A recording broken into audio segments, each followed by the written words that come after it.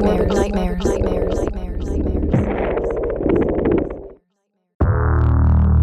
Houston, Texas, spring 2020. 28-year-old Kayla Larry, a mother of a young child, found herself lost in the depths of serious drug addiction. Like many suffering from addiction, she often hung around other drug users in her close friend group. Kayla had no idea that a man was plotting vengeance for something he believed she was responsible for. 57-year-old David Spates was friends with some acquaintances of Kayla. David's friend, who was a hustler and sold drugs on the streets, was incarcerated. Someone had snitched on him. While behind bars, the friend was in communication with David, expressing his concerns that he believed someone in their group had informed the police of his drug dealing. David was angered and wanted to help his friend seek revenge. His friend convinced David that an informant was around them and that it would only be a matter of time before the rest of them went down as well. But who would snitch on David's friend? They began to think and question the possibility of each person they came in contact with. Who was strung out and had the most to lose? Who had the greatest opportunity to set them up or snitch to the police in order to save themselves? Apparently, Kayla was around David's friend and purchased drugs from him sometime before his arrest. This led to her name being brought up in questioning. Could Kayla have informed the police on David's friend? David was extremely high on hard drugs. His mind was not thinking clearly. He ended the conversation with his friend and began to ponder in his mind who betrayed his good friend. A few months go by, and David had already questioned several people in his friend group. David trusted his own instincts. He didn't suspect it was any of the middlemen working for his friend.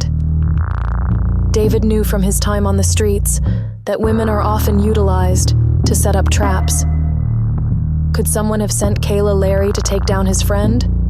Or did she get busted for a petty amount of drugs and snitch on his friend to save herself?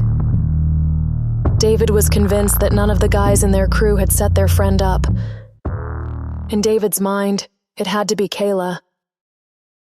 David began to plan how he was going to silence Kayla. If he didn't kill her, she was going to snitch on him or other members of his crew, potentially sending them away to prison for a very long time.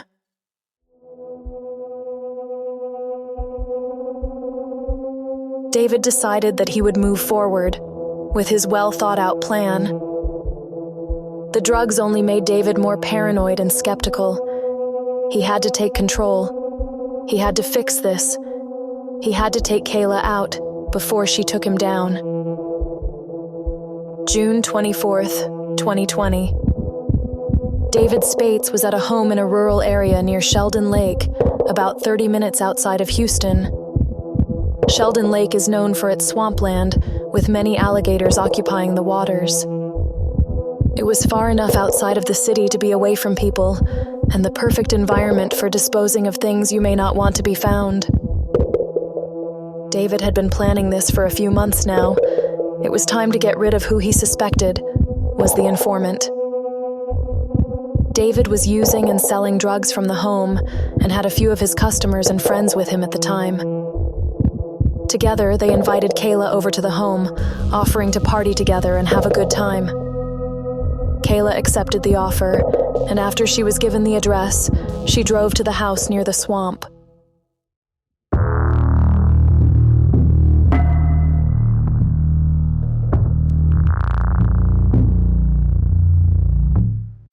David kept his plan to himself. He still wasn't fully confident if there was more than one informant. If he revealed his plan to anyone before taking action, they could ruin everything and get him arrested. Kayla arrived and entered the living room. Cynthia McClellan, Veronica Jim, and Detroit Alfred were also in the home. The group were excited to use drugs and party together, away from the prying eyes in the city. David watched Kayla closely, waiting for her to relax before he began his evil plan. As the group of friends began using drugs, David Spates also indulged. The methamphetamine being smoked intensified the paranoia and rage within David. He snapped, attacking Kayla and throwing her to the ground. He began to tie and bound her wrists and ankles as he shouted at her in anger. Everyone else shouted in terror as David began tying this woman up in front of their eyes. "Why are you doing this, David? Leave her alone," they pleaded. David yelled at them to be quiet, calling Kayla a snitch and a rat. They were too scared to intervene. David was a dangerous and violent man. Kayla screamed and begged to be let go. She told David that she had never informed the police about David or his friend who was in jail. She was shocked and confused. David was in a drugged, psychotic rage. After tying up her hands and ankles, Kayla was helpless. She cried and screamed to please let her go, begging for her life. David became more angry and put a plastic garbage bag over her head to choke her.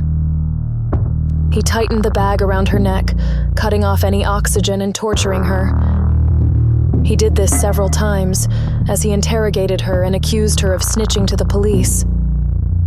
Between breaths, Kayla continued to claim her innocence, saying she never informed the police or gave up information on anyone. David became enraged, the meth in his brain only adding fuel to the fire. In his mind, she was the informant, and now she was mocking him by proclaiming to be innocent. David reached for a hammer on the ground and struck Kayla several times in the head and body. She screamed in agonizing pain and terror, begging him to stop. The group of friends were stunned by what they were witnessing. David began to stomp Kayla on the floor with brute force.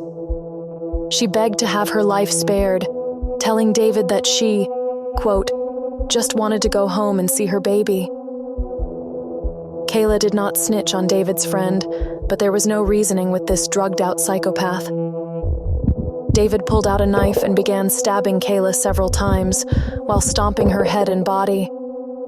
Her voice and screams silenced.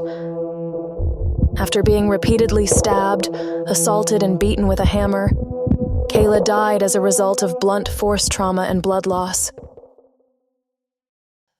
David had finally silenced who he believed was the informant. The deed was done. Now he had to take control and dispose of the body and any evidence.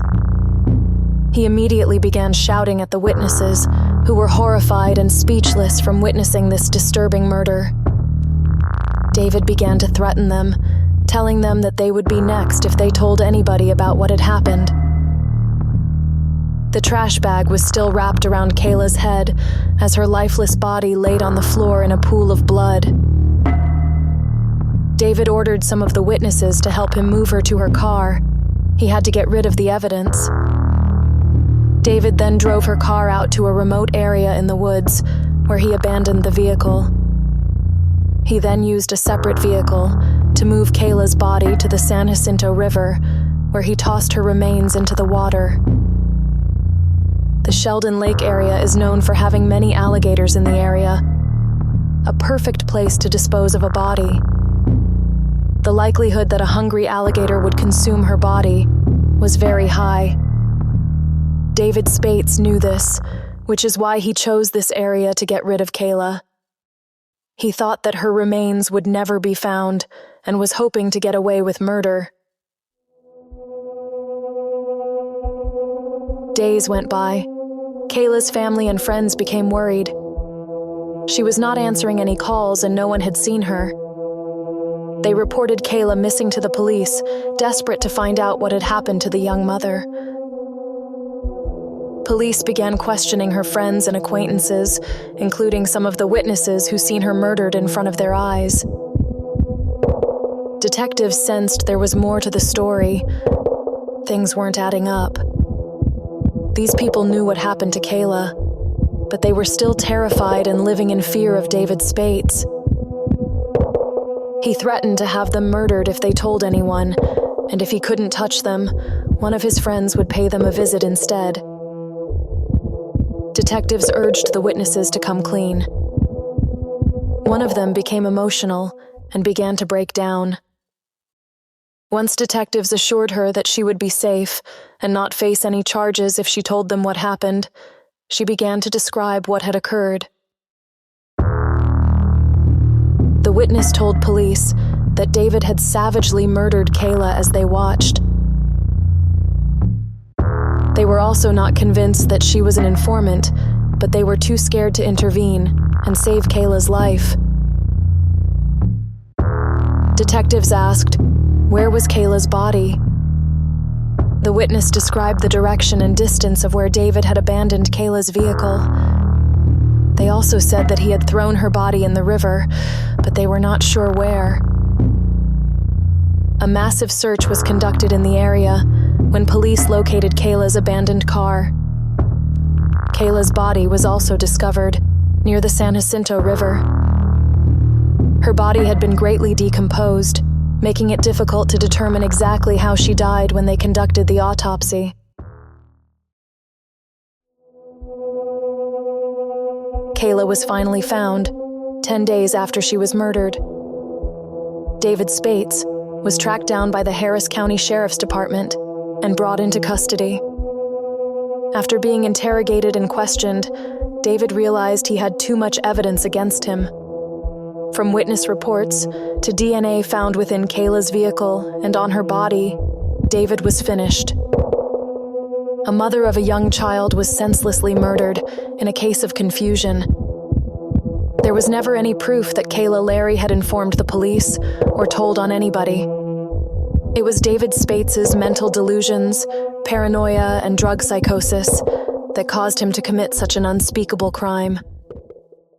Kayla's child was now without a mother, as David sat in the Harris County Jail, awaiting to hear his punishment. January 22nd, 2024. After hearing testimony from the witnesses during a 7-day trial, a Harris County jury convicted David Spates after deliberating for just 19 minutes. Assistant District Attorney Catherine Rogers prosecuted the case with her fellow colleague, Megan Long. No one deserves to die like that, and he threw her away like she was a piece of trash, Rogers said. We are thankful to the jurors who listened to the facts of this horrible case and did the right thing. David Spates is found guilty for the capital murder of Kayla Larry. He received a life sentence without parole after the jury found him guilty of premeditated capital murder.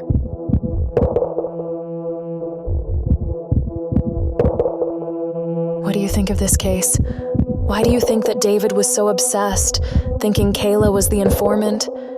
Do you believe that he deserved the death penalty for his crimes? What do you think can help reduce America's drug epidemic?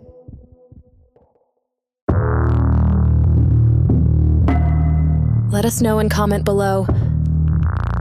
Like, share, and subscribe for more.